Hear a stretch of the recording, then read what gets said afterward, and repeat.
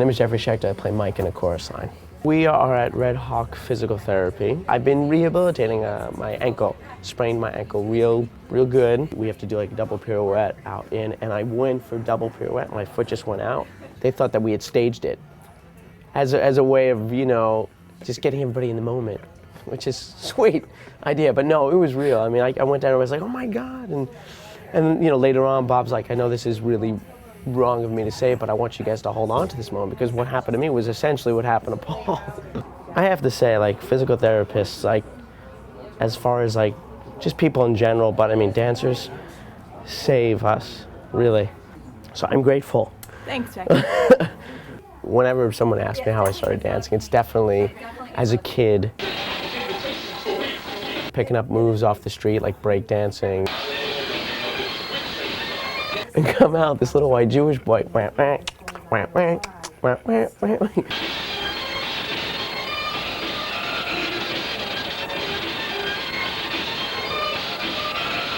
Pivotal moment for me though was definitely, I mean, I saw the movie Saturday Night Fever with John Travolta. Cool guy, he's from Brooklyn, he dances, all the chicks want to be with him. I want to be this guy. You know, I want to be John Travolta.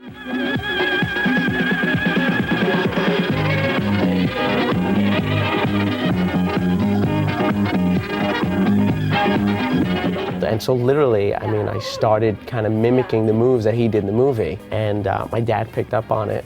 My dad was a DJ at the time, so he had a lot of connections as far as like working in nightclubs and bar mitzvahs and weddings and stuff like that.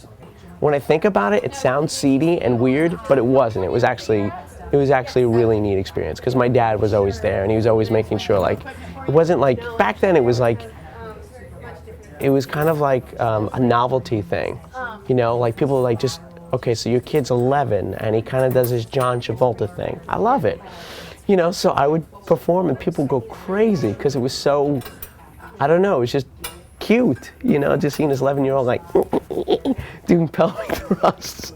I had my stage name, which was Jeff Christar at the time. Ladies and gentlemen, let's welcome our first daughter pursuer, contestant number 1, Jeff Christar. I've definitely gone through a gamut of names. For the record, let's see, there was Jeff Christar, which was the first one. There was Jeffrey Schecter, which is what it is right now. There was Jeffrey Howard Schecter.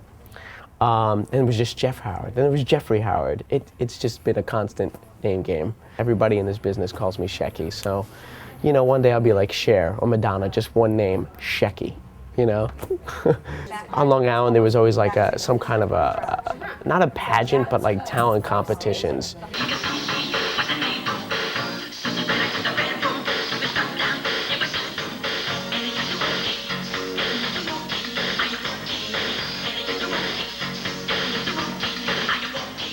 It was almost kind of like the Mike thing, you know, like I didn't want anybody to know I was doing this. It's like I had this superhero life.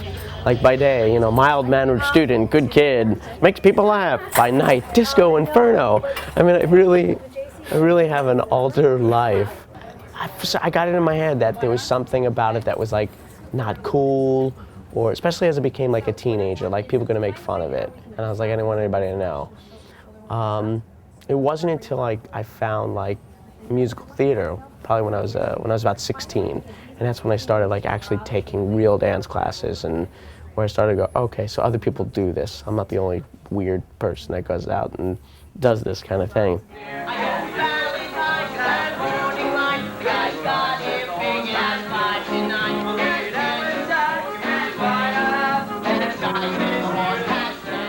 I was also lucky to be in a good high school where the theater department was huge and it was really important and impressive. Like the jocks were like, hey man, I saw you in Little Shop of Horrors, you awesome.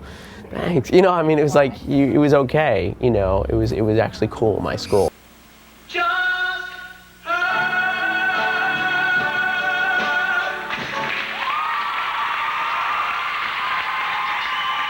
I came out for that bow at the end of the show and everybody went crazy and jumped to their feet. And I was like, okay, this is where I belong. This is it. You know, I mean, my family, I mean, we struggled a lot. I mean, it was my dad, my mom, my brother, me. And my brother passed away many years ago. My parents got divorced. So it's like, you know, I mean, I'm still incredibly close to my mom and of course my dad, but it's like we've always been kind of split. And for myself, I've always been looking for family. And I found that, you know, and I was sharing this with the company on the first day, and it just really resonated with me that it came at the right time. You know, Broadway, Guys and Dolls, those first shows, because when I got Guys and Dolls, the first show, my brother had just died. And all of a sudden, here I was catapulted into this world of Broadway people. And it's like, I don't even know how many people knew that I just lost a brother or my history, but somehow they just embraced me. And I was like, I found a brother in like people like Michael. I found I had sisters all of a sudden, all the chorus girls, you know, and the older people who had all this just wisdom, who had been in the business for a while, grandfatherly types. I mean, you know, talk about filling the parts in the life that you want, the uncles, the aunts, the nieces, the cousins, and then the people that have children that come in and suddenly you're Uncle Shecky. And that has continued to be just the beautiful part of this whole thing. Every time you start a new show, you have a new family. You know, playing Mike, I mean, I get my own number. You know, I can do that. And I start the show off. I mean, it's always a little nerve-wracking, but I'm the first one up, you know. Batter up. I'm watching Cisco pitter-pat. Said, I can do that. I can do that.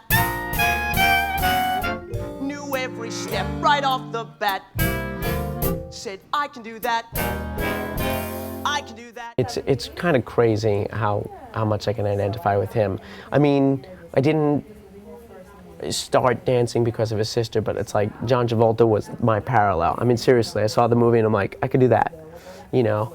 I mean, I come from Brooklyn, he's Trenton, New Jersey. He's a guy. He didn't want to be called Twinkle Toes, and I definitely identify with him a lot.